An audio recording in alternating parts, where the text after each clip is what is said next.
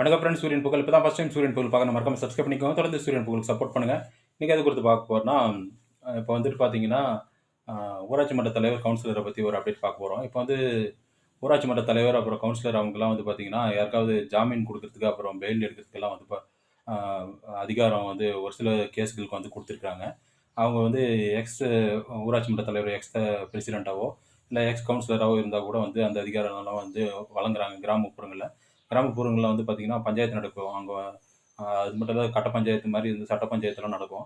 அந்த மாரி இடங்கள்ல வந்து பார்த்தீங்கன்னா, எக்ஸ் கவுன்சிலரு, எக்ஸ் பிரசிடென்ட், ஊராட்சி மன்ற தலைவருக்குலாம் வந்து ஜாமீன் எடுக்கிறது, அப்புறம் வந்து பெயில் எடுக்கிறது, அதுக்கெல்லாம் வந்துட்டு அ அதிகாரங்கள வந்து ஒரு சில கேஸ்களுக்கு வந்து வழங்கியிருக்காங்க. சிவில் கேஸா, அது கிரிமினல் கேஸான்னு பார்த்து வந்து டிசைட் பண்ணி எடுப்பாங்க.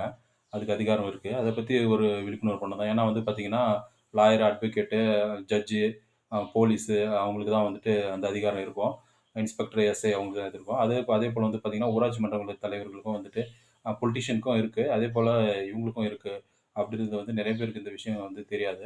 அதனால தான் இன்னைக்கு ஒரு விழிப்புணர்வு ஏற்படுத்தணும்னு சொல்லிட்டு தான் இன்னைக்கு ஸ்பெஷலா வீடியோ போடுறோம். இது போன்ற அப்டேட்டுகளுக்கு தொடர்ந்து சூரியன் புகழ ஃபாலோ பண்ணிட்டே இருங்க. சூரியகுமார், சூரியன் புகழ். Thank you.